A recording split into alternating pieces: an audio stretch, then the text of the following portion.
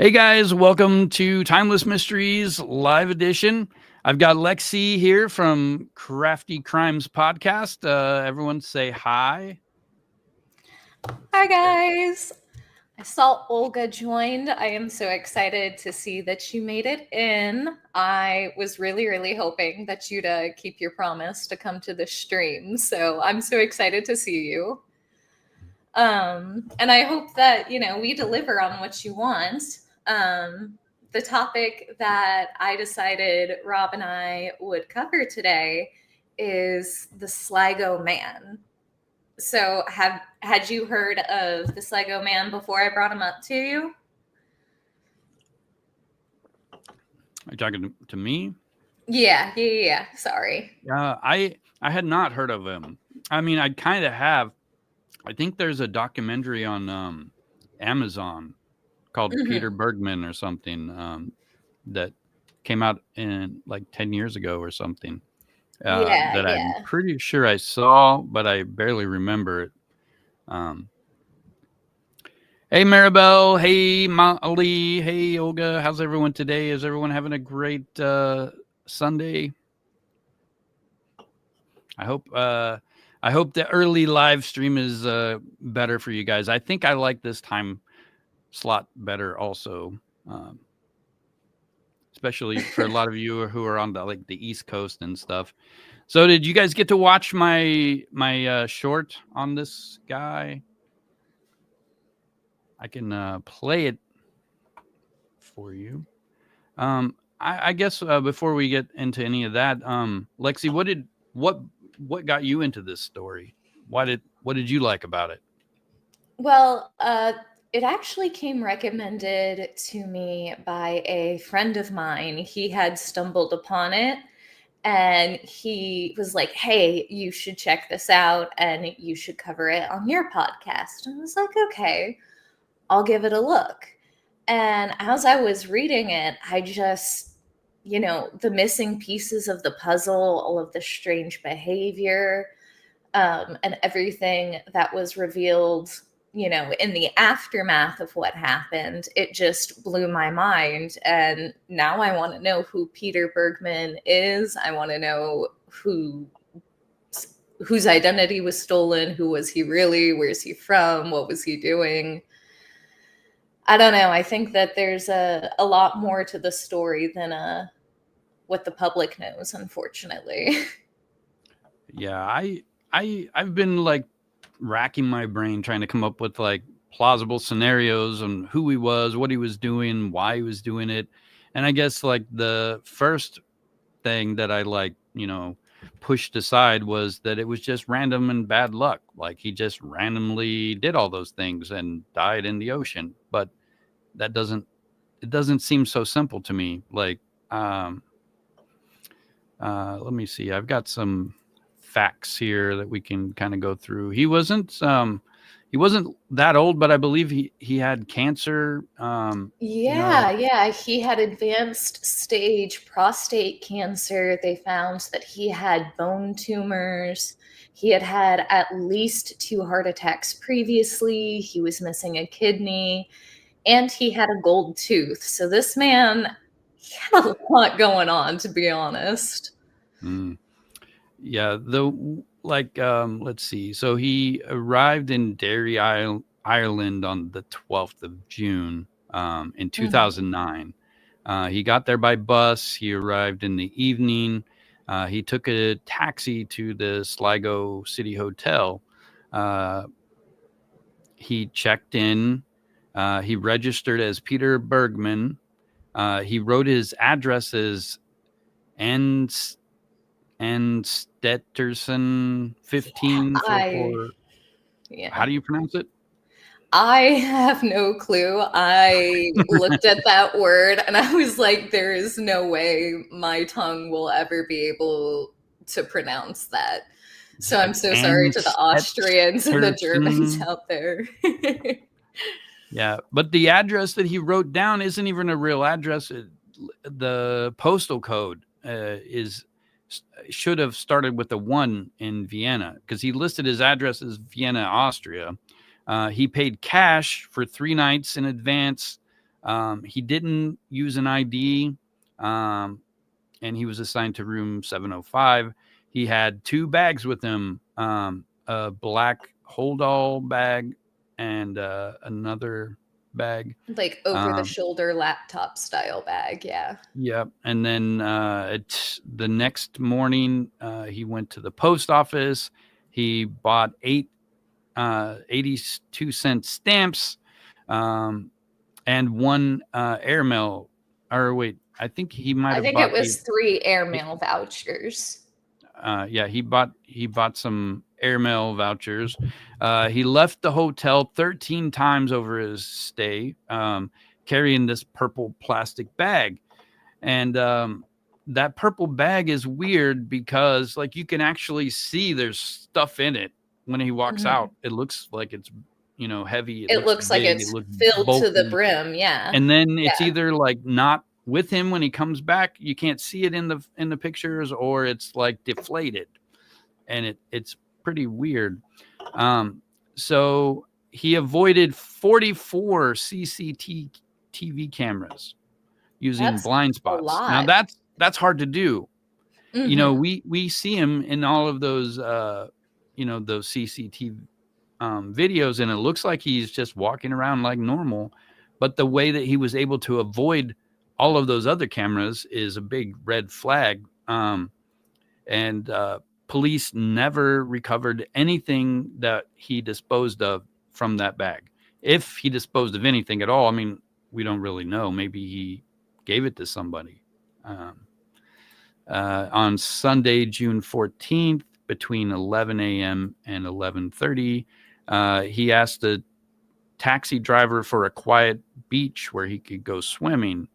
The driver recommended Ross's Point. He surveyed the beach for 15 minutes and then returned to the hotel via the same taxi. He got dropped off at a bus station, I think, also that day. On Monday, he requested a late checkout. It was granted. He checked out at 1:06 p.m., returned his room key, left with a black shoulder bag and the purple plastic bag. And this was different luggage that he had when he first arrived also. And then he walked to Quay Street, and he walked from the hotel via Quay Street and Wine Street to the bus station. He stopped at a shopping center. He waited awkwardly for several minutes. He left the shopping center at 1:16 p.m. And at 1:38, he got a cappuccino or a coffee, a toasted ham sandwich at the bus station cafe. He was seen repeatedly opening and closing pieces of paper from his pocket and then tore them up and threw them in the bin. Those were also never recovered.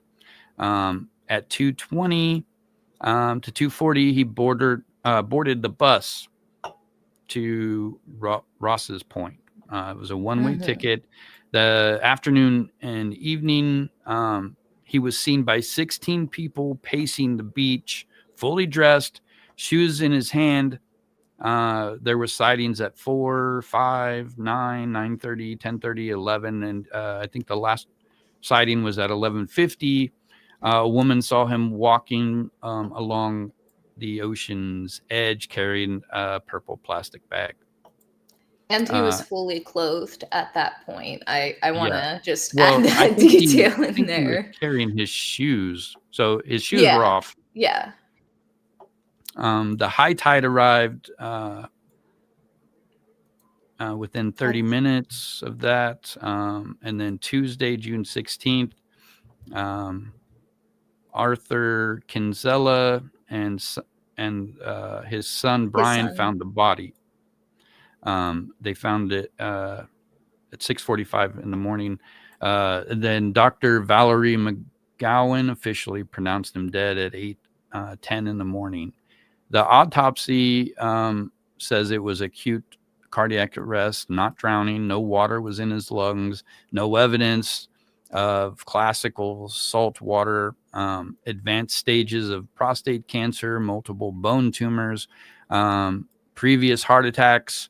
He had ischemic heart disease and one missing kidney. He had weeks to live at most if he hadn't died that day. Yeah. His dental work was in excellent condition.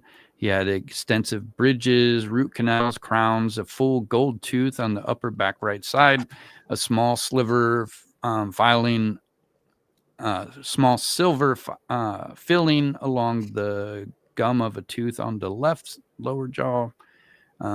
He was well groomed. The body was described as battered and wrecked. I He mean, had understandably so at that point. Like, as many diseases as he had, I would expect a pretty, like, mottled looking. He had purple striped Speedo swimming trunks, navy underpants worn over the Speedos, a blue navy t-shirt tucked into his underwear, all labels cut out with scissors. Items, there was several items found near his body, the black leather Finn comfort shoe size. I don't know what that is in US sizes, but it says 44. He had dark blue socks, a black leather jacket, navy CNA trousers, black sleeveless Tommy Hilfiger jumper, a leather belt, blue jeans, and a waterproof watch. His glasses were never found. He was seen wearing a blue cardigan that was never found. The purple plastic bag was never found. He had no wallet, no money, and no ID. Any disposed belongings from those 13 trips outside of the hotel have never been found. He was 5'10", slender, short gray hair, close cut short hair, blue eyes. He had olive complexion, and he was somewhere between 50 and 60 years old. And he seemed polite, reserved, and a little bit nervous, anxious. But this story is crazy. Like, I mean, just reading through the list of things like that, I mean, it's just crazy. Yeah, just already immediately you can see just a bunch of things not adding up. Like, what? You were there at the hotel for 3 days. Why did you need 13 trips in and out with that purple bag specifically? What's with the fake address? What's with the fake name? Why did you tear all the tags out of your stuff? Like, I think that is the weirdest thing. Also, I mean, what was he removing? I mean, were they just itchy tags? yeah, like that is definitely one possibility. I think is that the tags were just itchy or like a sensory nightmare for him. I totally get that. But that mixed with everything else is what makes it weird, I think. Yeah. I think we should play the little short video just so you guys, I know you guys seen it, but I want to, I can pause it and stuff too and show you guys pictures through this video. So I'm going to go ahead and pop that up. Whoops. That's not it. There we go. A man walks into the ocean at midnight. Within an hour, he'll be dead. Before that moment... So when you see him like walking through all these places, you got to keep in mind he missed so many destroying CCTV cameras. So, I mean, he's finding some of them. He can't avoid them, but he's briefly seen in these places, just briefly. Every fragment of his identity. He knows the camera blind spots of an entire Irish town. He made 13 separate... I think this is the bag that he came in with when he first arrived. That's you can see carry-all. You can see his shoulder bag and his other bag. trips to dispose of his belongings. And despite extensive searches, not a single item will ever be recovered. He was a smoker. 16 years later, with his DNA, his fingerprint. I don't know. Smoking doesn't give pancreas cancer. Prostate cancer. It was prostate cancer. Yeah. You're No, right. but I guess like when you got bone tumors and prostate cancer and heart failure and one kidney, like at that point, what damage is a cigarette gonna do? You know? I know, right? And his face circulated through Interpol, Europol, and every other. So this is my AI rendering of what he would look like based off of those images that were drawn. There's also an image of him who, after he died, I don't want to show that on here because YouTube doesn't like showing dead bodies. But Pool and every other. This is what I think he looks like, and it actually is very realistic. It actually makes that image that we just saw look like he was a real person. I'm trying to go back. Circulated through Interpol, Europe. That picture. I think the main difference between like the AI renderings that I see and just like the photos and the videos and the snapshots we get of this man is that by the point we see him, his cheeks are really sunken in. But that's just the sickness taking over, in my opinion. Yeah, I am curious what happened. I mean, what he wrote in those letters. He had to have sent some letters. He got stamped. I mean, they tried to track those letters actually, and they put out like a call across like all of the US, all of the UK, like the whole, like all of Europe basically, asking if anyone had gotten a letter between like these certain dates from like this address or this country, and no one came forward with anything. Like they tried to track those letters and it was a dead end. And that's another thing that makes this crazy. Like, how do you just lose 3 air stamp mails like that, Yeah, I think it's definitely crazy. Like it makes no sense. Like if he was dying, it makes sense that he would want to go do something, see something beautiful, spend some time, mailing letters and doing things like that. But the avoiding the cameras is really suspicious to me. And yeah. And how are you going to avoid the CCTV cameras of like a city that supposedly you hadn't been to before? And looking it up and doing my own research, there's not a train or bus route that runs from Vienna to Derry, which is where, the first, little bit of him is being seen, which almost leads me to believe that he was pretty familiar with Ireland before this, and maybe he did live in Derry or somewhere close to there. Yeah, and just gave a false address. one thing I know I talked to you in an email about it, but what if he faked his name, he faked his address? What if he faked his accent? He didn't talk to people very much. I think that's entirely plausible. Yeah. I mean, he looks like just a regular guy. Let me add this back. He looks like a normal guy.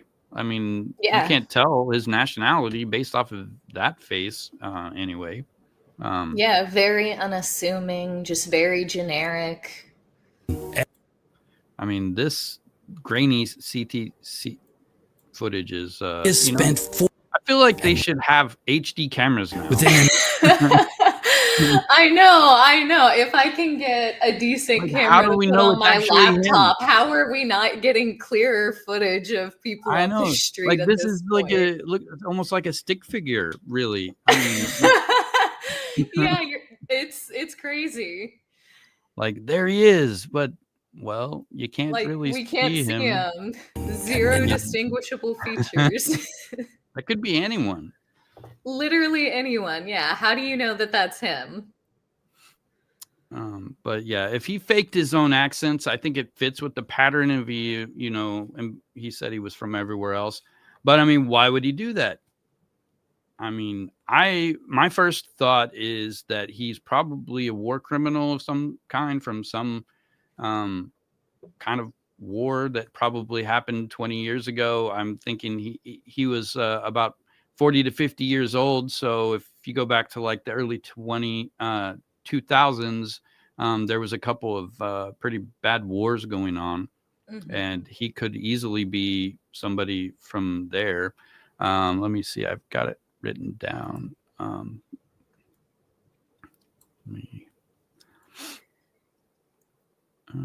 I personally wouldn't be too surprised if he were a member of the IRA. I think that's what it's called. It was like the Irish mafia when England started trying to take over Ireland. It wouldn't surprise me if he were like an elder member of that, and because he knew he was dying, he was disposing of stuff before anything could be found. Yeah, well, the thing that I think of is the tumors, the cancer. I'm thinking, nuclear physicist or something. Yeah.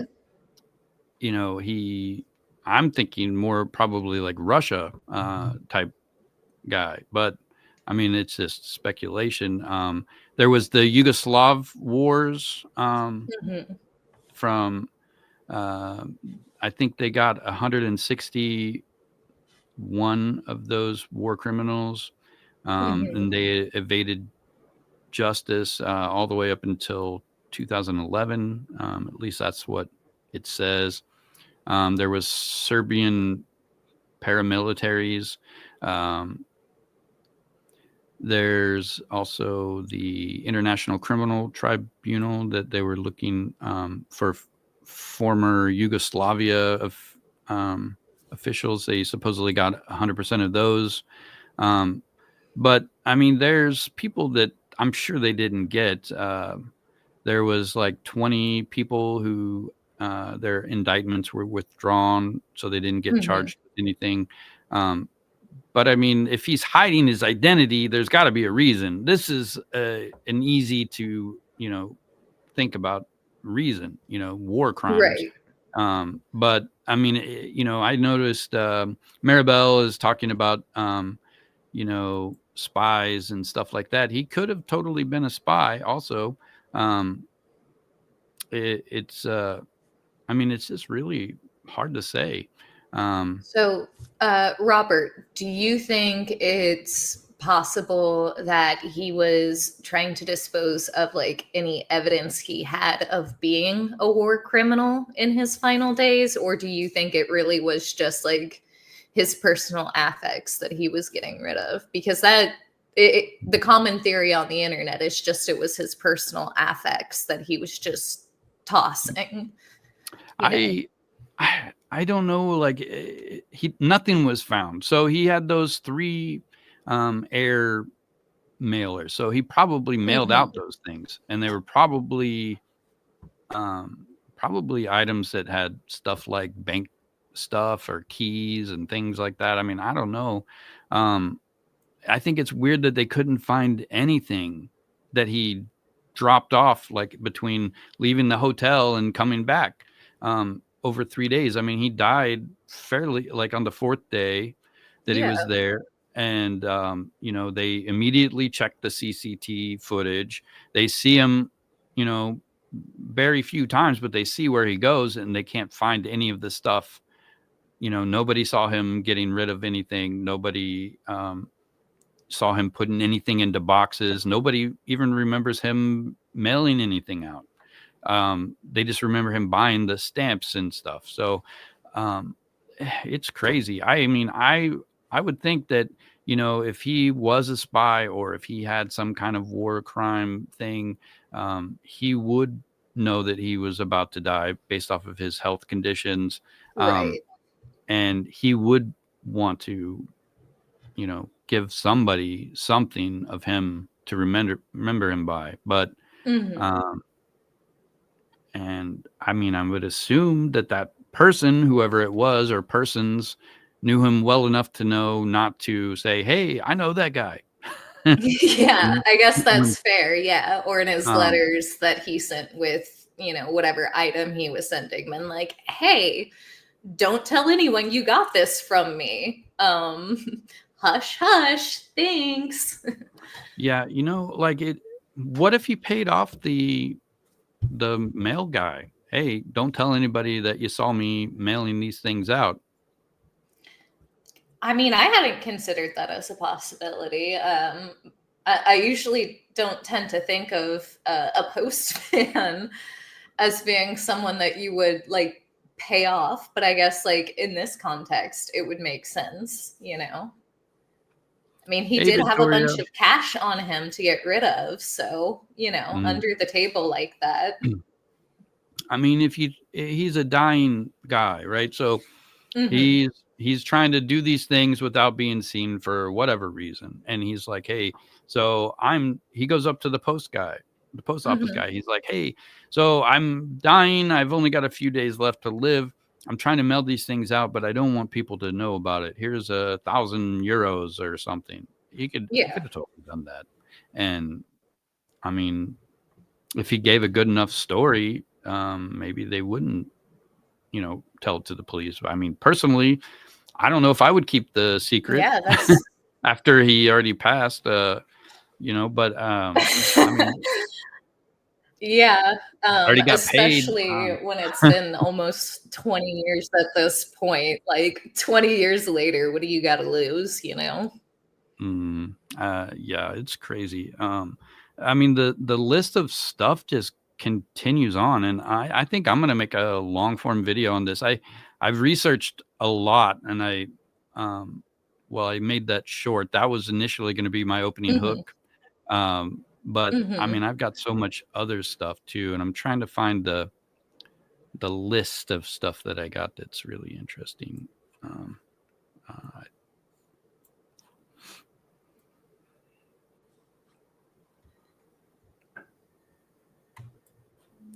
so let's. So, one of the most popular internet theories is actually pretty tame, which, in my opinion, is pretty like boring and lame. I want something a little juicier. But Mm, uh, I live for the drama. Why wouldn't I want something juicier? mhm. But the most popular like theory that I've found online, watching people discuss it on like Reddit and Facebook forums and whatnot, is that he was just a sad, lonely man who wanted to go out on his own terms, sent a goodbye letter to a couple friends and family, and just did what he had to do. And I'm going to say that's kind of not the worst theory out there. Um, Especially because when they did his autopsy, they didn't find any kind of painkillers or like any evidence of any kind of treatment for the cancer. And the You only know, medicine they found on his person was the aspirin. And if he had really passed from cardiac arrest, like the autopsy suggested, he had time to take that aspirin to at least slow the effects. So I'm kind of a little bit in the camp if he wanted to go out on his own terms.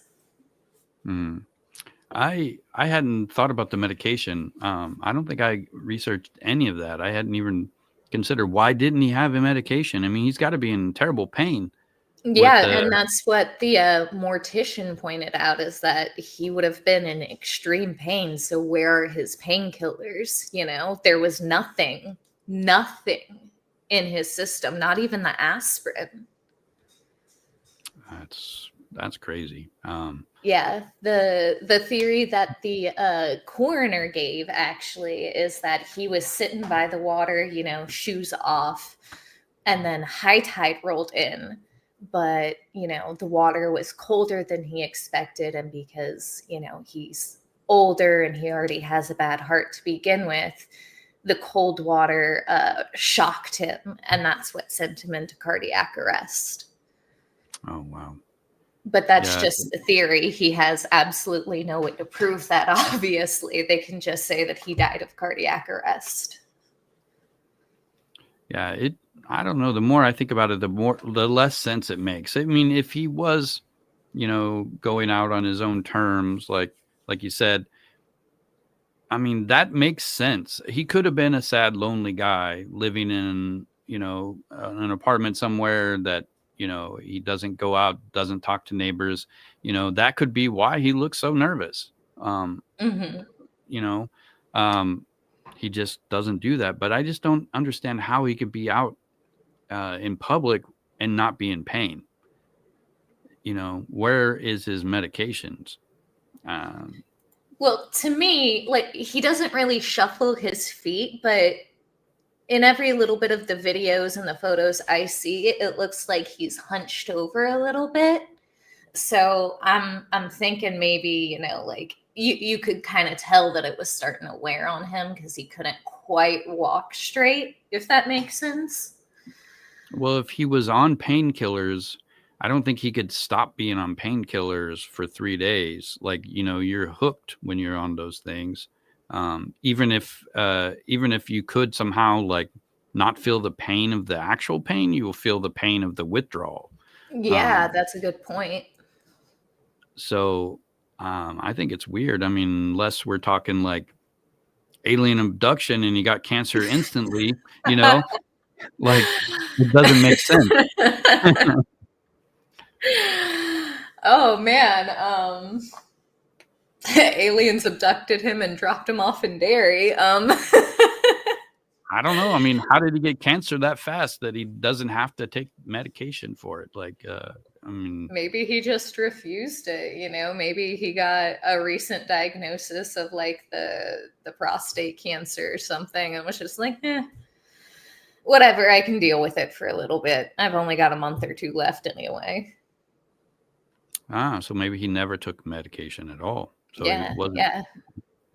That's a good point. I guess that could happen. So I've got a couple of quotes. Like the lead investigator was John O'Reilly, and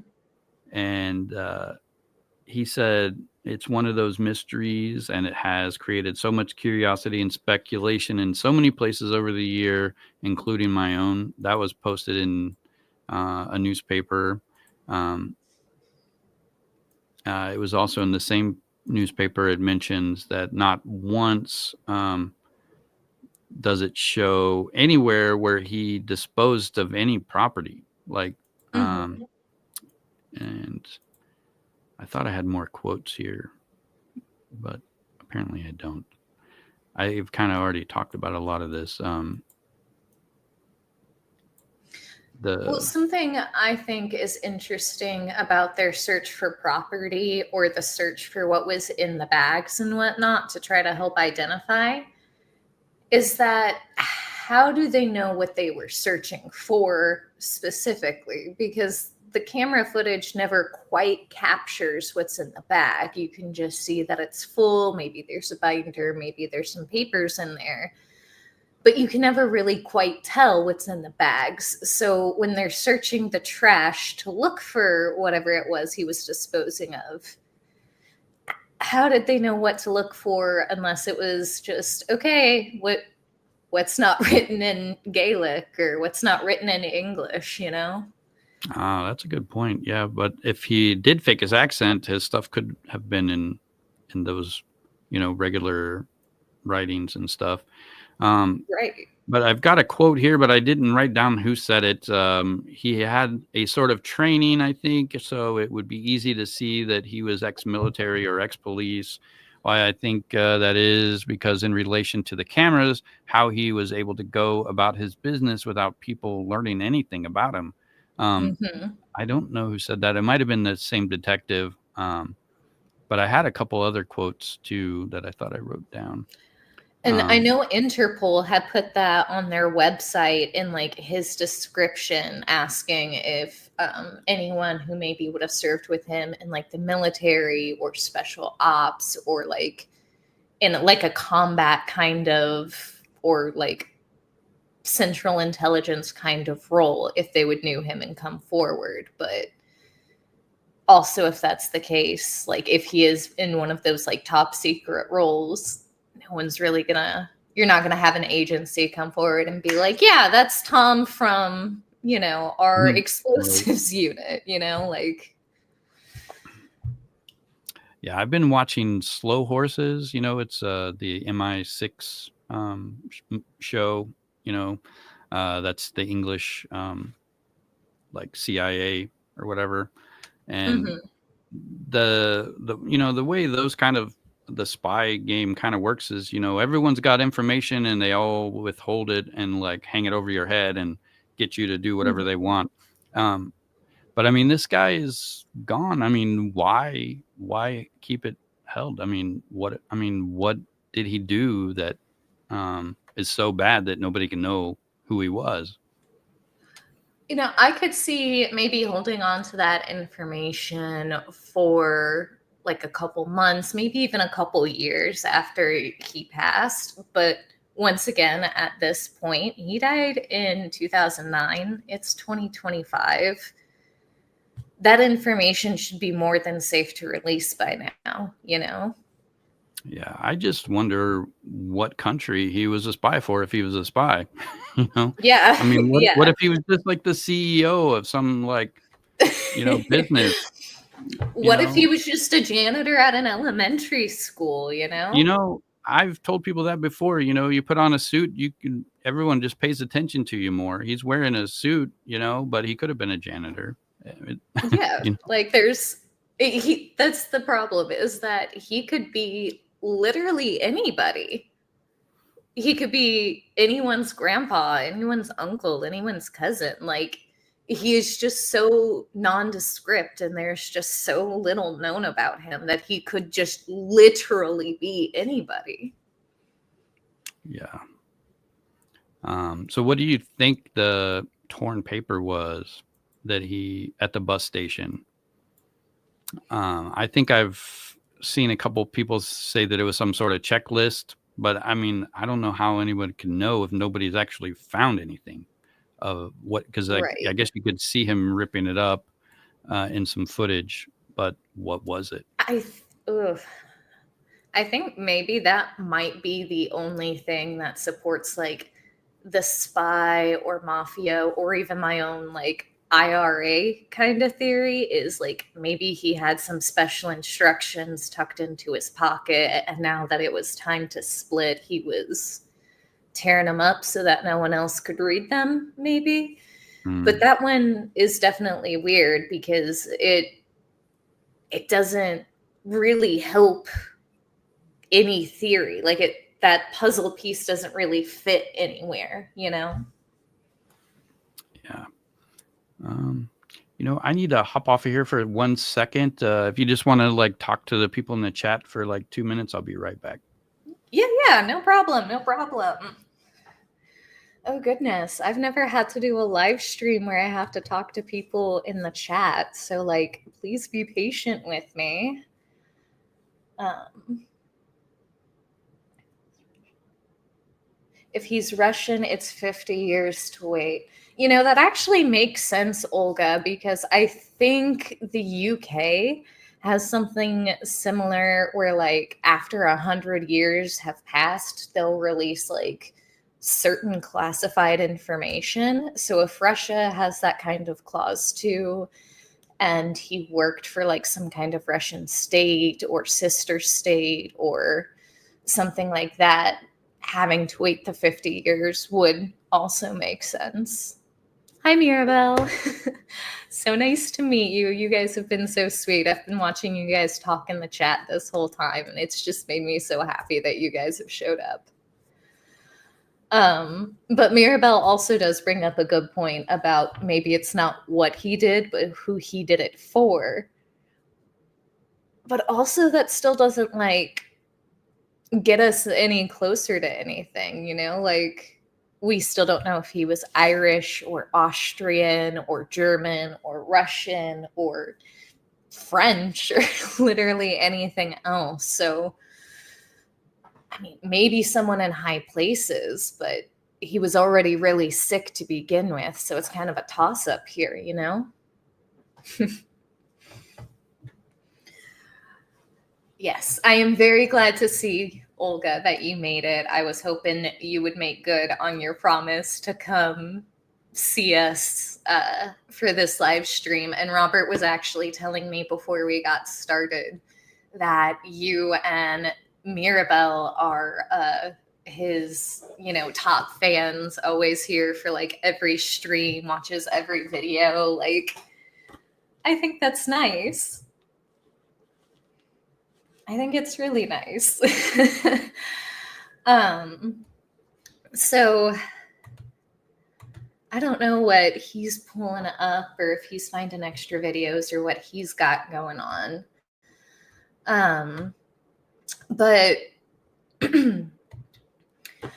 one of the other things that made the Sligo man so interesting is he was known as the Somerton Man of Ireland because they were found with under very similar circumstances, right?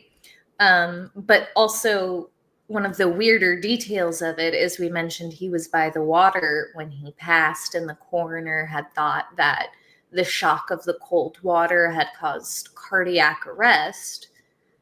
But they actually had reason to suspect that he was a strong swimmer, and he was wearing his swim trunks under his clothes. So if he was going out for a midnight swim, it also doesn't make sense that he would die of cardiac arrest that way. And that was something I had in my notes that Robert and I hadn't touched on yet that I thought I'd fill the void with while you were gone. So, but Mirabelle and Olga are lovely, by the way. I love your fans. They're so sweet. Yeah, they're great. I was looking for your channel because you guys, she is from Crafty Crimes Podcast. How long have you been doing YouTube? Right about a year now. I think my first episode ever was released pretty close to a year ago. I upload maybe about once a month if I'm being honest, but yeah, I talk about true crime cases, you know, kind of how they got started and what their crimes were all the way up through the trials and where their story kind of ends as far as the public eye.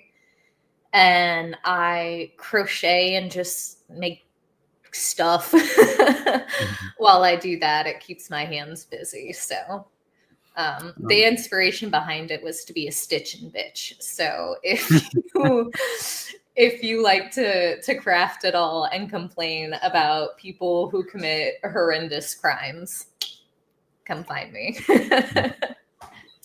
But I see you've got the Sligo Men video here. Yes, I do. We can play some of it if you want to. We can try, but honestly, I can't remember where the actual narrative kicks in and what is just me talking into the void. So, okay. Well, I could skip around, and you know, we don't have to watch the whole thing. Yeah, sure. Very crazy. That was my very first logo that I had paid for on Fiverr. Oh wow, it's actually not bad. But you guys see that logo that she's got now? That's the logo I made.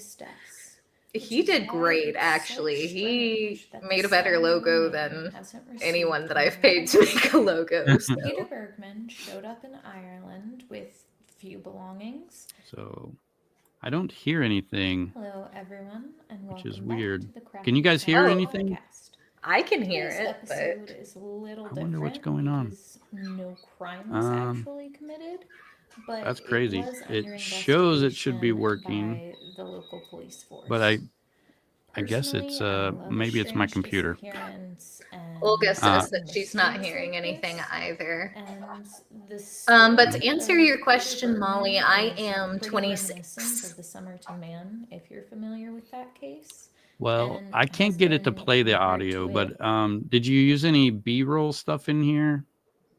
I mean, there are a couple of like photos smattered in there, but I didn't use any like video overlays or anything like that. It was one of my very first episodes, so my editing skills were pretty subpar. The cameras when dumping the contents Yeah, of the it's purple okay. bag, I just and the don't. name I mean, spelling, I was it's hoping easy to to actually just like see hear some where of it, but this for whatever specific reason, theory the comes audio is from. not playing.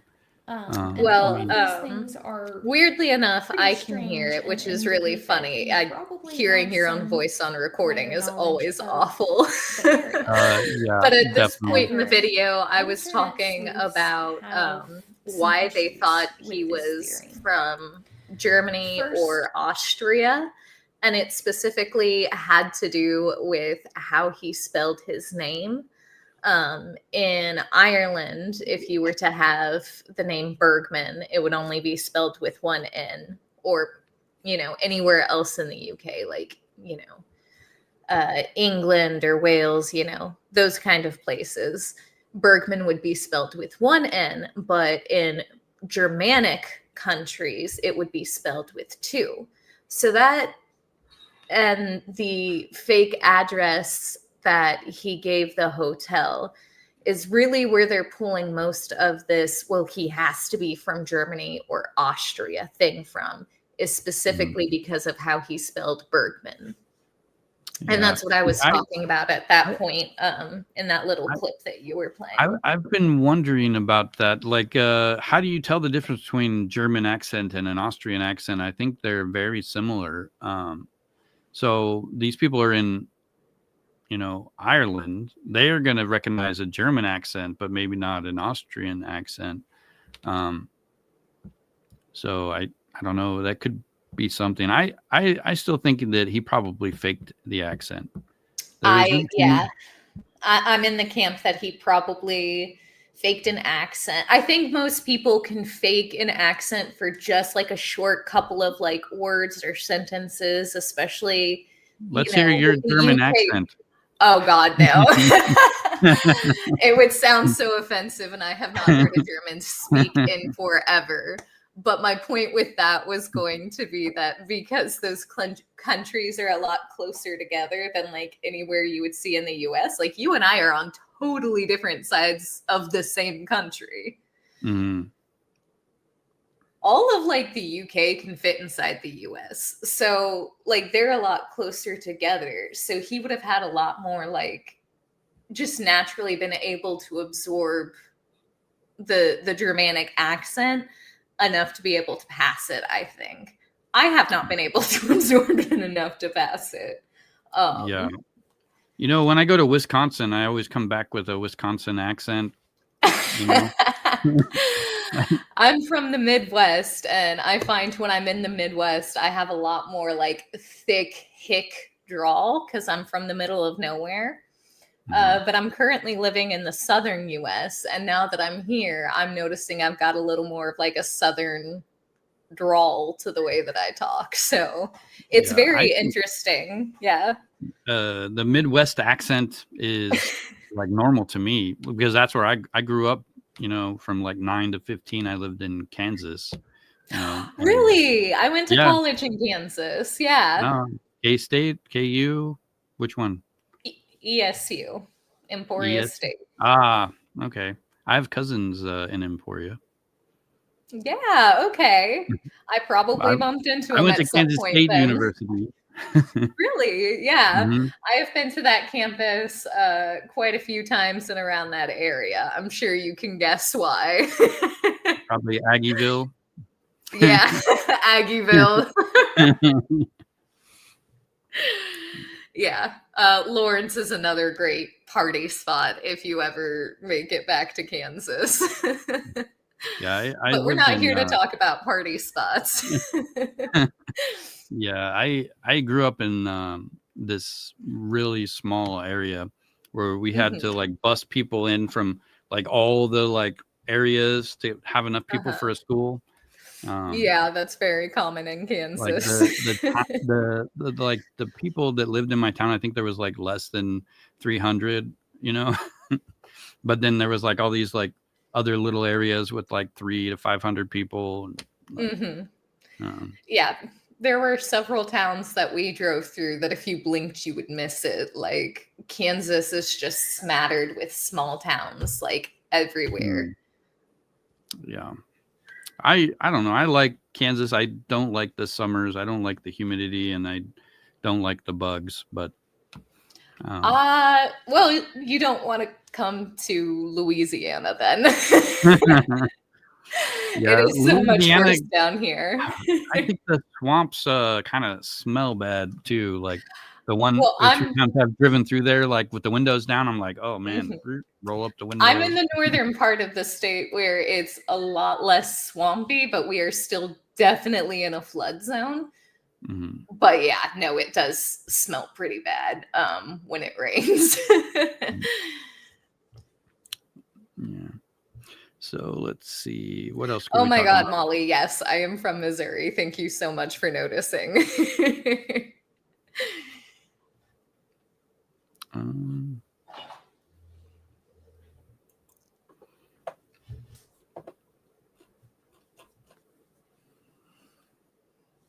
So yeah. Unfortunately, like there's just not a whole lot to say about the Sligo man. Like there was so little press coverage of it, and there's just like so little known. And unlike the Somerton man, there's not like a dedicated like web sleuth group that's like, we're gonna find out who he is. Because I don't know if you guys know this, but the Somerton man case was solved. Did it get solved? Yeah, they figured out who he was. They were able to use, he had some very unique features when they went back and looked at the face casting that they had made. And they were able to use those specific genetic markers and like ancestry DNA that people submit to find his son, who shared 3 of the 5 like super rare genetic markers that he had. And so they were able to trace him that way. And he had been a Russian ballerina at some point. I can't remember officially how they said he died, but yeah, he had a kid with like a ballerina before like a war started. He had to be drafted. She moved to Australia. He came back to find her and died that same day. But they do have his identity. It was actually like a pretty crazy story of how they figured out who he was. And the weirdest thing to come out of the Somerton man thing is that the lead geneticist who ran this whole project ended up marrying the Somerton man's niece. What? I didn't know this. I'm trying to find this video. I did a short on this recently. In December of 1948, an unknown this man's was several body months was ago, found slumped but on I didn't know Somerton any of Beach that. in Adelaide, Australia. Because this story is good too. Yeah, The that's man why the had Sligo no man is known as the identification, Somerton man of and all Ireland. the tags were removed from his clothing. The only clue was a scrap of paper hidden in a secret pocket. So what was the paper then? If he was a ballerino, right? If he's a guy. I don't know.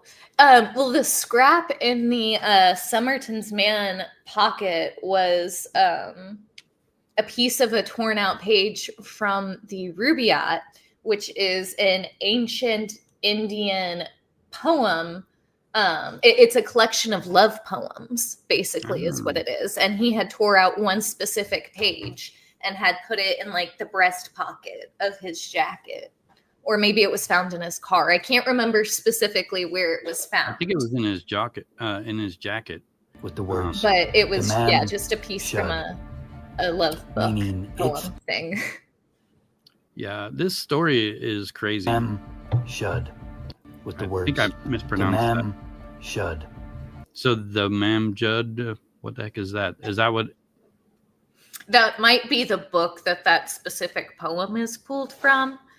I'm not sure. There are so many details I'm hazy on because it's been a while since I've brushed up on it. But Yeah, there was a book, there was poems. It was a book of love poems. I'm not sure if the Rubaiyat was the name of the poem or the book, but it's somewhere in there, you know? Mm-hmm. I highly doubt that's what the Sligo man had in his pocket, though. Yeah. Well, yeah, but I mean, it's weird. All the theories for the Somerton man. I'm gonna have to look into it now and maybe do another one if they've actually found out who he is and it's been confirmed 100%. Yeah, I that know would be they a good found. update. Yeah, I know they found like the boy in the box. They Yes, through yes. DNA also. You know, I actually follow the podcast who was able to turn over all of their evidence to the Philadelphia Police Department that cracked the case, actually. oh wow, that's cool. Yeah, so I mean, what other cases do you like to? I mean, what are the type of cases you look for whenever you're, you know, looking for content to talk about? Honestly, I don't really enjoy doing like really big cases. Like I'm working on Lori Vallow right now. And like it's fine. It's a crazy story. There are a lot of twists and turns. But really, I think I prefer like smaller true crime cases, like small town murders, these one-offs that you don't really hear about too often, stuff that really makes me have to dig. I really like those. And then like unsolved or unresolved things where things just don't add up and you can't help but speculate, like with the Sauter children or the Bell Gunnis, you know, I like those types of things. So yeah. I know that I was doing shorts and I was making them. I was trying to do like 20 of them in 10 days, and it almost made me crazy because I like, bet. it's just too much crime. Like there's just so much. It does, yeah, it wears on you sometimes. I did like several episodes back to back of Crimes Against Children, and I was like, dude, if I do one more of these, I might find my 13th reason. I can't do this. Yeah, I took a break kind of, and I started doing for about a month. I did nothing but like bank heists. That would be fun. Yeah. It's fun, but people don't watch those things. So, you know, Yeah. they Good want filler to. episodes when you need a break, though. Victoria has found out about the Alaskan Bermuda Triangle. That is a real thing. Is it really? Yeah, Google it. Alaska is weird. I moved here in 2019, and I lived in a village that you can't drive to. You have to fly there or take a boat there. If you want to get to any of the other surrounding villages, you have to drive a boat like through the river system. Like there's like people don't know that, but there's like most of Alaska isn't on the highway system. Like you have to fly places. You can technically take a boat, but there's no boats going to most of them. But Alaska has a lot of missing people, has a lot of crime, and even in Anchorage, there's a lot of crime. It seems weird. It's kind of a small town, a small city. You know, I mean, it's a city, but there seems to be like more crime here than if I lived in Phoenix or something, you know. Yeah, the butcher baker. What was his name? Oh goodness. Robert Bob something. Hansen, I think. Robert Hansen. Yes, there we go. Robert Hansen, I think. The butcher baker, though, you know who I'm talking about. He terrorized Alaska for a while. And Molly, to answer your question, I actually have not heard of the Lost Boys from Hannibal. I am actually from a couple hours north of there, from the Ozarks area. So I can give you all the cryptid legends about the Ozarks, which actually, unironically, when my best friend comes to visit, we did plan on doing an episode about cryptids because we thought it would be funny. So, Yeah. yeah. I started out doing ghost stuff like on my other channel, Phantom Seeker, and then I kind of leaned into the historical mystery or the historically haunted places, and it did well like initially, and then it just kind of died.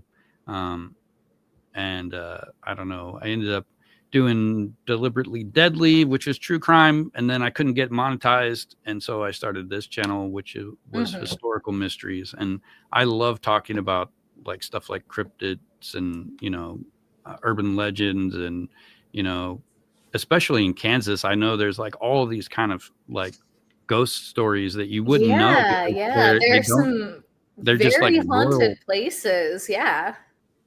There's some like very, very I haunted lived next to this places in place called Kansas. La Hunt, and it was an old brickyard or something that basically turned into a ghost town. It's condemned. People died there. There's like, a small cemetery. You're not supposed to go out there, so everyone goes out there. Are you talking about Jones Cemetery? Oh my God, I have been there a couple of times. That place is so freaky. The first time I go there, experiences there. Oh my God.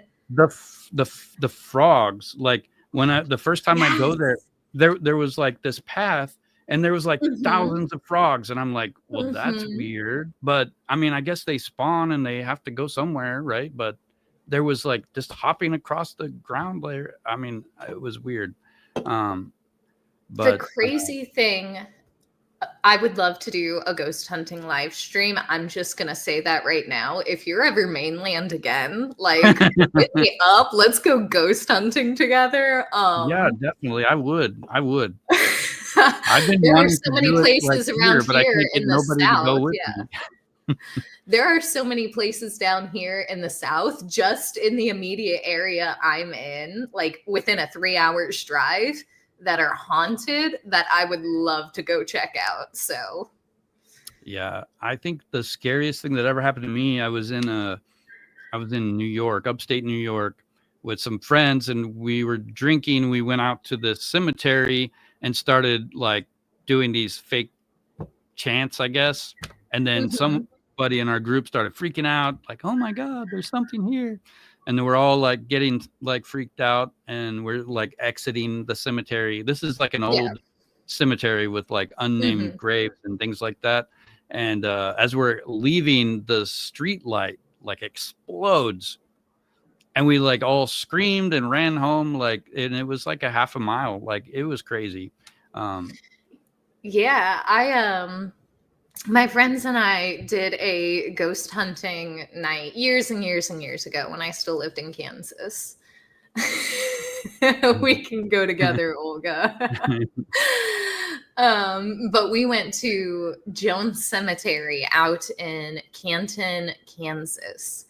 And it was the strangest experience I have ever had. Like, we walked the little path up to the cemetery, and there was a bunch of noise like outside. But the moment you stepped through the trees into the cemetery, it was dead quiet. And the interesting thing about the cemetery is that they planted evergreens in a perfect square with all the corners facing the cardinal directions. Oh, that's weird. Yeah. And they put the cemetery in there. Oh my God, that alone is freaky. But when you walked past the tree line where they had planted the evergreens, it was dead silent inside. And as we tried to walk closer to the center of the cemetery where the headstones were, we could hear like drum beats and whatnot. And when you read the history placard and whatnot, it was that cemetery there was built because there was like some kind of like scrimmage between settlers and the Native Americans there at the time. And the settlers that, died in the scrimmage were brought back to the cemetery and buried there. So I was like, oh my God, I'm hearing Native American war drums inside this cemetery. And then I heard like a branch like creak and like a rope snap, like someone was being hanged. Oh my God, it was so freaky. Like, that's crazy. You want a scary ghost experience, go to Jones Cemetery. It was spooky. Yeah, I've been trying to get some of my coworkers to like just walk around my neighborhood at night. I mean, I don't even really need to see a ghost. I think I could just like film it with a flashlight and be like, watch at 5 seconds and then just put in a jump scare. And I think it would be fun. But Alaska's scary enough, Well, it's dark all the time now, Yeah. It's going to start being darker and darker until like, the middle of December. And then it'll start getting daylight again more and more until like March. And then it'll be back to normal for a month. And then it'd be all daylight. So, I mean, it's weird. But right now it's getting dark and it's not super cold. So you can actually walk around outside. But I can't do that on my own because then I would be like the creepy guy, like, you got to get like a dog or something to take with you. So that way you look a little less creepy. Ominous. Like I think the Golden State Killer walked his dog when he's like snooping through neighborhoods to look for places. I thought he kept dog treats in his back pocket or something. Oh, he might have done that too. There was someone who did that, I think. Well, if you're breaking into houses, I think that would be something you would always want to carry. Yeah, I guess dog treats. Yeah, tame win the over the dog, so you won't get bitten. You. Yeah, that's fair. That's fair. Yeah, the Alaska wilderness, from what I've seen, is in the wintertime, it's always like if I'm living in Anchorage now, but when I lived in Dillingham, it's like 300 miles by plane, kind of southwest from here. And it would be like 70-mile-an-hour winds and, minus 70 something wind chills. And, I mean, it's cold enough. You can walk outside and your skin starts to freeze. Like you have to like cover up everything. Like it snows so hard and it's so cold that it doesn't like stick. It just like sand blowing in the wind. The street will be completely bare, but then you'll have Why do you live there? Dear God. Well, there's a hospital there that is a doctor or a pharmacist or, some professional nurse or whatever, you make 3 or 4 times the amount of money that you would make anywhere else. That's why people live there. But oh goodness, no. Ugh. I hate the cold. That's why I moved to the South. My senior year of college, we got the Arctic blast, and I had to walk a block and a half from my car to the main building where I was wrapping up my degree in the negative, like 22-degree weather. And like the way the cold just stays in your bones, miserable. Kudos to you for surviving out there, because I would have been a popsicle by now. Yeah, I remember one Thanksgiving, like just walking out to my car, putting the car seats in the car, like trying to do that, like for, it takes 10 minutes. And like I didn't put on a baklava thing, so my forehead was exposed, but I had my coat on and everything. And like the skin started freezing and like it started getting painful. Within like 10 minutes. I mean, it's crazy. And it was only November. Frostbite quick out there. Yeah. Yeah. Well, it would be like minus 20 or 30 degrees without the wind chill. The wind chill would make it like minus 60, 70. I mean, it's crazy. Negative 22 was brutal enough for me to experience. Like I had layers of clothes on, like I had 2 pairs of socks, I had boots up to my knees, I had leggings on underneath my jeans, long sleeve shirts, a hoodie and my coat over it, like just, had gloves just bundled up, hot coffee. Like hidden inside my coat trying to warm me up, and it's still like the cold just seeps into my bones, and I'm like, They God, make this is these awful. electric jackets now that have little like heaters inside of them. I'm And sure that's great for the they northerners have now. gloves that do those things too. And out here, you kind of need those things if you're going to be I outside. bet, yeah.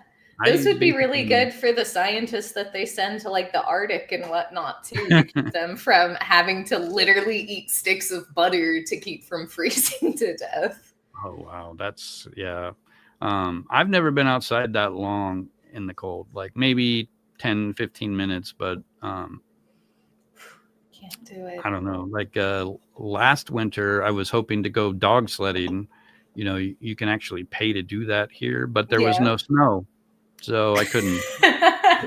The year before, we had like there was so much snow that there was nowhere to put it, and they were getting big trucks, scooping it up, taking it like 30, 40 miles down the road and dumping it up. Like, it's crazy. I went to the what was it? I can't remember the name of the dog sled race that they have every year. I actually went to the start of it. Why can't I remember it? But last year they had to move it to Fairbanks because there was no snow. So nobody knows what the weather is going to be like here. I guess every year in Anchorage, the winters are different. So really? That's crazy. My first winter here, like we had so much snow that it was like almost impossible to walk outside. I mean, it was the record-breaking snowfall. And then the next year we had it would basically stay around 35 degrees.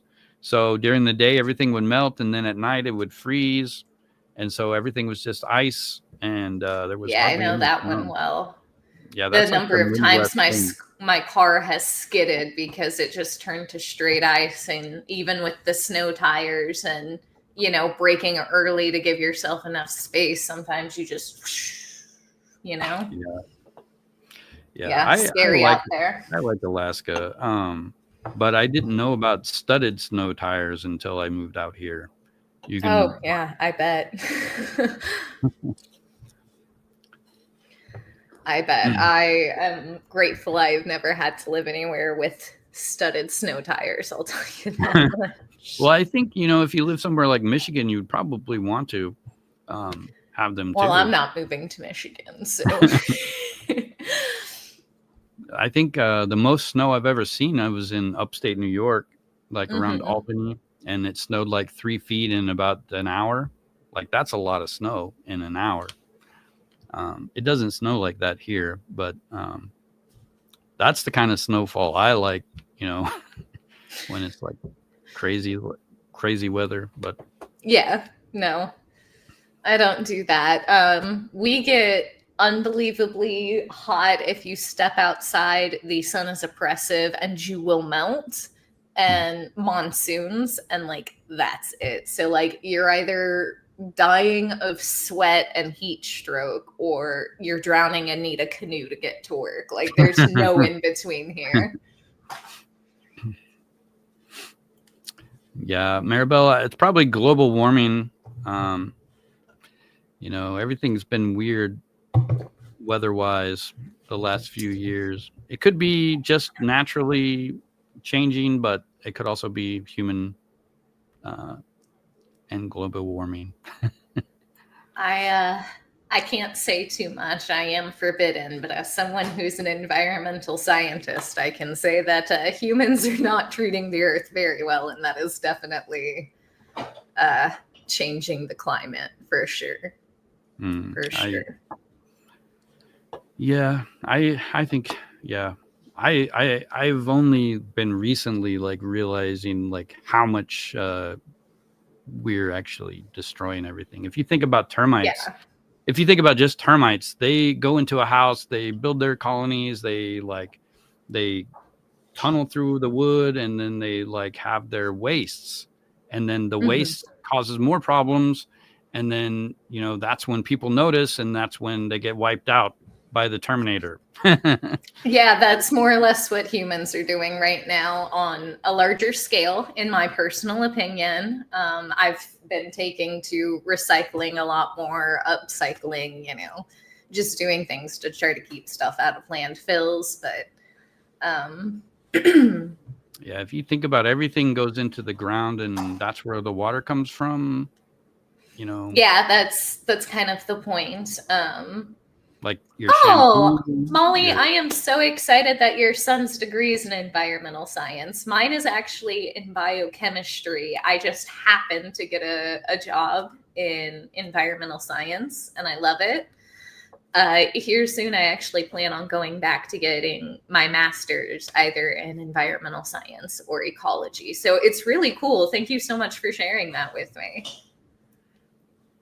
But yeah, no, like you were saying, Rob, everything we put in the ground eventually will end up in our water supply. That's why we have so many microplastics. So, not to, be one of those people, but like maybe you should recycle just a little bit, upcycle what you can. Well, use your glass spaghetti jars as like drinking cups or something. Every little bit helps. I think the only way that it can actually be resolved is to stop making those things, period. Just like, and or more biodegradable packaging at the very least, something a little more like friendly, because you can just feel the earth dying. It's so sad. Well, hopefully it doesn't die, but we might as a human race, and then maybe start over in like 10,000 years whenever things recover again. But yeah, we'll see. Hopefully something like that'll happen. I mean, we could always end up like Mars, which I hope doesn't happen. I mean, there's just a lot of science we don't understand. I mean, we could be destroying the earth and, killing the atmosphere. I mean, we think about the water because we need it, but we also need the atmosphere. And right. And believe it or not, a lot of companies, factories, et cetera, are required to monitor their air emissions now for that reason. So that way we know how much is going into the atmosphere and how much, damage is being done, so we can find ways to improve things to mitigate that. So there are agencies out there that do track air emissions as well. Is there any giant filters being made, like the size of a planet? Not that I know of. I personally know of some pretty cool developments going on in the oil and gas industry right now. Unfortunately, like I said, my company is giving me some pretty strict orders on what I can and cannot say.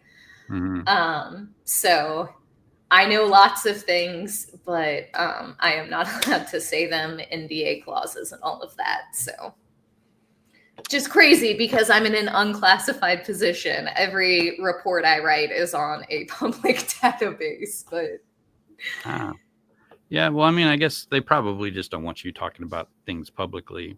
Yeah, that's more or less what it is. It could reflect bad on them, my own personal opinions and whatnot. Even if I state that it's my personal opinion on my own time outside of work, it could still reflect badly on the company if I say something.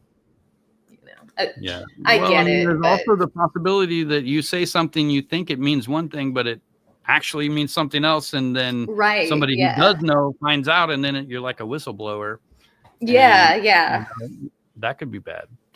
Yeah. It could get bad for me in a lot of situations, or bad for the company in a lot of situations. So I understand why they asked me not to say anything and not to cover any environmental cases and not to say who I work for. But I get it, but it's still, there's so much I wish I could tell you. Yeah. So let's see. What we were supposed to be talking about this mysterious man. I think we've been talking about nonsense for the last 30 minutes, but I don't mind just hanging out. It's fun. But I really do want to know who that guy is. Yeah. Whose identity did he steal? Because there are other Peter Bergmans out there. You can do a Google search and find that. I think there's a famous So- one because his There face always is, yeah. that pops up. There are when a you- couple of famous ones, actually. So, like, Peter Bergman is obviously a real person. And if this guy really does have, like, intelligence training or combat training, like Interpol suspects, then it's not unreasonable to think that he would have access to a database where he could steal someone's social security information But did he and have to steal even someone's do it? identity. I mean, he didn't have to give an ID, so he could have just gave a name. Yeah, I guess that's true. That is a very good point. Nobody saw an ID. I don't know that he had to have somebody's social. I mean, you'd think he would need a passport if he came from another country, but where was it? I think he did have a passport. I think that's he? the thing, because they would have had to check the passport for him to get from whatever country connects to Ireland. I'm so sorry. I'm so bad at geography. Ireland, But to get Scotland? from some other Scotland. country into Ireland, you would need a passport.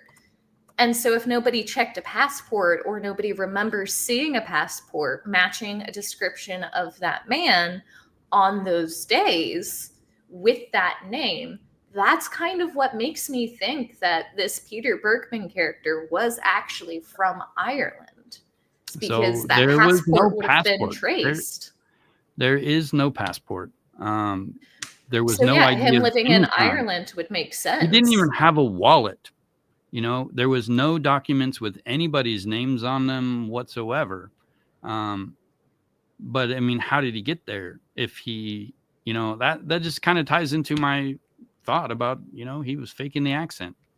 He was Yeah, from there. I'm thinking he was from somewhere near Derry, because otherwise there would have had to have been some trace of him before he gets on that bus in Derry. But that is literally the first trace of him. That is as far back as you can trace this case, is when he gets on that bus in Derry.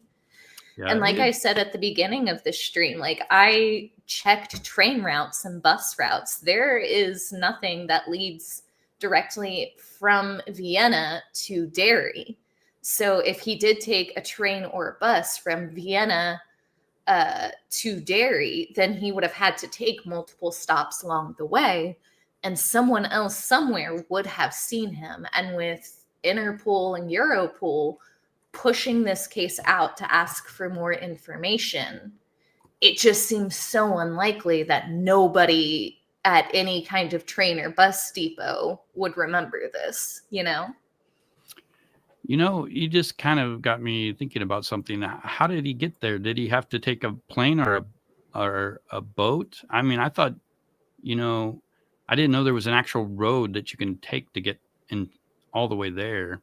I think there was a bus route. Like, the bus route obviously doesn't take you all the way up to Ireland. There's like some kind of like thing. And then there was like a train route, but the train route wasn't like a straight shot. You had to like go around, and thus there were multiple stops along the way. Yeah, But to get from Vienna, there's a couple of routes. It looks like you go from Vienna to France, to the UK, to Ireland, and it's about a 10 to 12 hour drive. You go through Germany and Switzerland to get to cross into France. There's also a ferry you can take. And it looks like that's an overnight ferry ride from Cherbourg to Rosselaar. I can't pronounce these, sorry, but no, you're okay. You're okay. I think you can drive. You can actually drive to Sligo, Ireland from Vienna, basically, and it's about 1,300 miles. So that's a long drive. Still need a passport to get I in think, from yeah, wherever he was coming. That's what. Yeah, that's the part of this that doesn't make sense. Is like, if he were coming from any other country, unless he literally just snuck in somehow, like through the freaking wilderness and then walked his way into Derry. Like, there would have had to have been some kind of passport check. Yeah, To if he's going get through into several Ireland countries, from- he yeah, really he has to show somebody. Somebody should have seen him. Molly asked if there's a movie about him, and there is. It's on Amazon Prime. I'm going to see if I can find it real quick. there's also a mini movie on YouTube, Molly. It's made by another Irish individual, so I can't pronounce his name, but the whole thing is in English. It's about a 20-minute video covering the case. You can look that one up too. Literally, all you have to do is type in the Sligo man, and it's like one of the first full-length videos that pop up.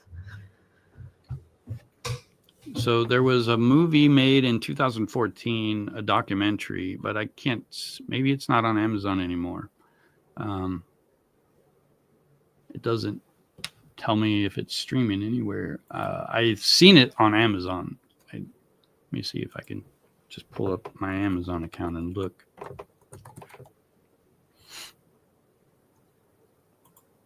But yeah, do you guys see what we're saying about how, like, it's a missing persons case, but like not in the way that you would expect? Like, the person that was found wasn't missing, and he was never really missing. What's missing is his identity.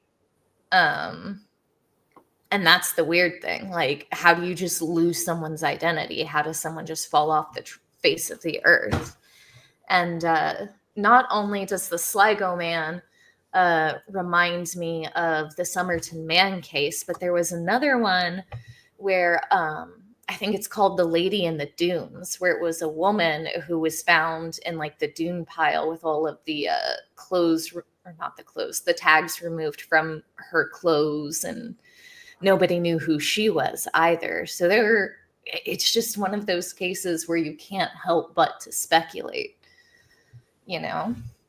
Sorry, I'm trying to log into my Amazon account. I got to do all these like stupid things, like give me your password. Oh wait, you need your other password, and then you need, to scan this 6 QR more code. Passwords. Yeah. Yeah, verify. No. I guess it's. I say better all the than- time. Yeah. Technology is both a blessing and a curse at the same time. I probably could have just pulled it up on my phone, to be honest. I finally got the code here.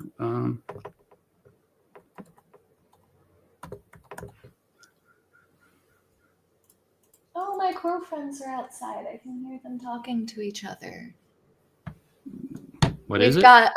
We've got some crow friends. We have a murder of 5 crows living in our neighborhood that we have been desperately trying to befriend. And they are in one of our neighboring trees. I can hear them chatting with each other right now. I can't find it.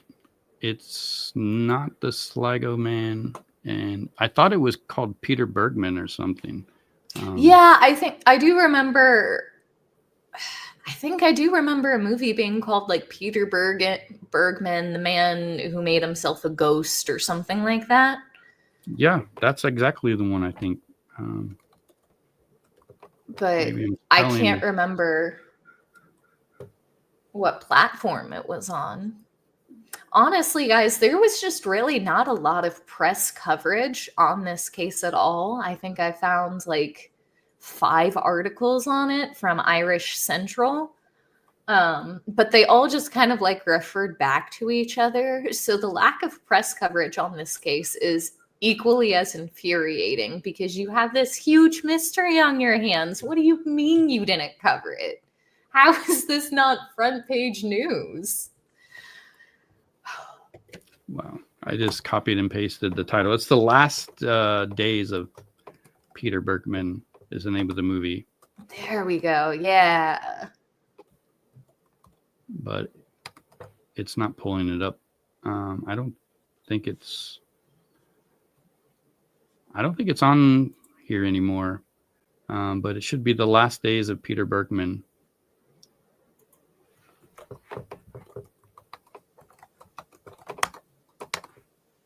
came out in 2013.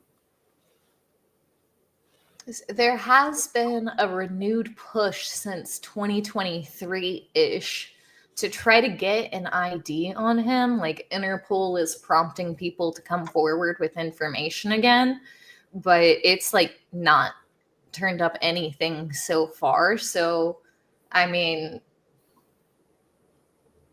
yeah, Well, it's definitely not on Amazon Prime anymore. I thought it was. It might be on YouTube, you know. I could have swore I remember seeing that movie somewhere when I was doing my research a little bit. I think it was in somebody's video you probably watched where they show you it's on there. I don't know. But there was another like 18 to 20 minute movie made in Ireland by an Irish investigative journalist. And I think it is just entitled The Sligo Man. Don't quote me on that, though, but it should be one of the first videos that pop up if you YouTube it. So I don't like, even on Internet Movie Database, there's no streaming place listed. So that's weird. Maybe they just like trashed it all together because no one was watching it. Yeah, it's a crazy story, but I don't know. I think I'm going to make a long video on it. I've got enough information that I could easily do 10 or 15 minutes, I think. Yeah, I think it was a struggle to stretch it out to 30 minutes. I'm not going to lie. The 30-minute episode was on my end, I think. I had to use a lot of filler to get it there. So... Yeah, well, I mean, you could just talk about like the forensic psychology, you know, of watching somebody throw away their, like, disappear. And I think you could talk about that a lot. Yeah. You know, what possible reason could you have to want to do that, to want all traces of you erased? Like, yeah, it's, I don't know. I've got a lot of stuff. I don't want to read any of it, but I've written a lot already, and I've got like several like different topics, and I think they're all interesting. And I could possibly make it into a video, but I don't think it's just filler, like fluff either. I love to speculate, so it's all speculation. Yeah. Cases that make you speculate are lots of fun. They're lots of fun. When I did my Solder Kids episode, I think I spent about 2 weeks just screaming back and forth with one of my best friends about some of our theories because, you know, you just can't but help. Maribel, I don't remember that. I haven't even heard of that. I'm not going to lie. But to be fair, I'm not going to lie, unless I see an actual picture of an actor or actress, I have no clue who you're talking about in general. I am so infamously bad about that. Hey, Sean, we actually talked about that he probably, well, he could have faked his accent, and he possibly was a member of the IRA. At the beginning of this. It's very possible. I mean, he faked everything else. Why not fake his accent? Yeah, no, that's absolutely plausible. And that's not something I had even considered in the beginning. Like, he faked his name, his address, like tore all the tags off his clothes and died without painkillers. Because, you know, if he had pills with him, like, they would have learned his name. Right? If he had prescriptions, yeah, it would be on the bottle.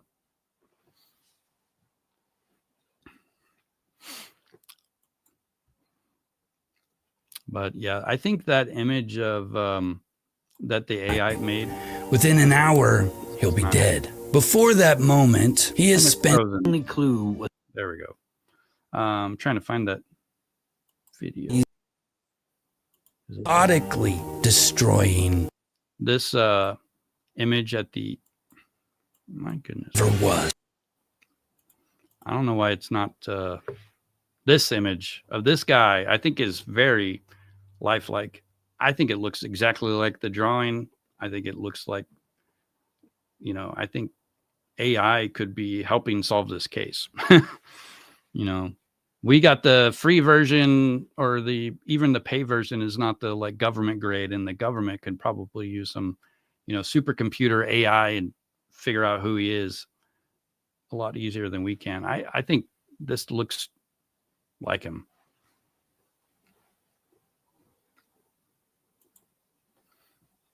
And let's see. I'll show you some other images that my AI shared with me that aren't very good. This one is okay, but he's standing in the water in a weird place. This is why you can't really use AI for everything.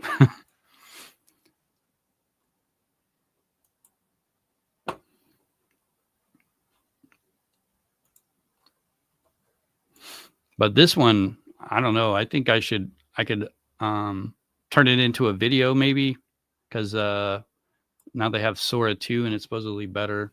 But, I asked for a new logo of an exploding clock, and it gave me a melting one with some weird alien writing. You guys can see that.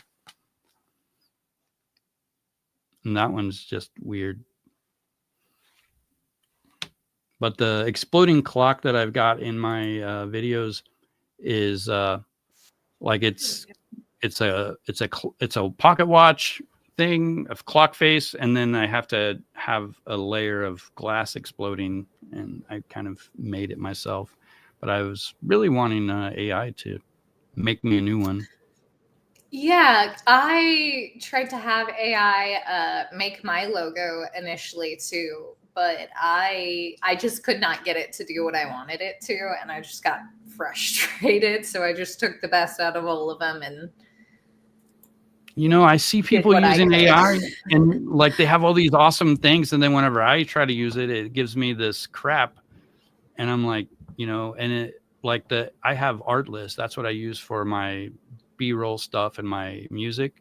And you get a certain amount of credits for using the AI, and those images that I made were like, I think I get like 7,000 credits, and then it uses like 2,000 or 3,000 to make one of those images. And when they're like crappy images, it's a big waste. You don't get a refund if it's crappy, but prompt engineering is really, it's all about how you say it. I think that helps. But anyway, Lexi, I think I'm going to call it a night. I got to use the restroom. But I don't know. Do you guys have any questions for Lexi before we go?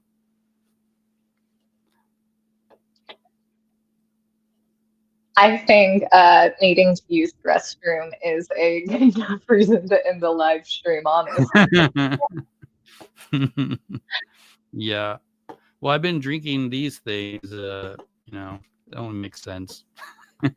Yeah. But I usually try to shoot for an hour and a half, and if I go over to like 2 hours, it's okay. But I enjoy hanging out with everyone, so it was fun. You have such a great crowd. I love your fans. They're so sweet.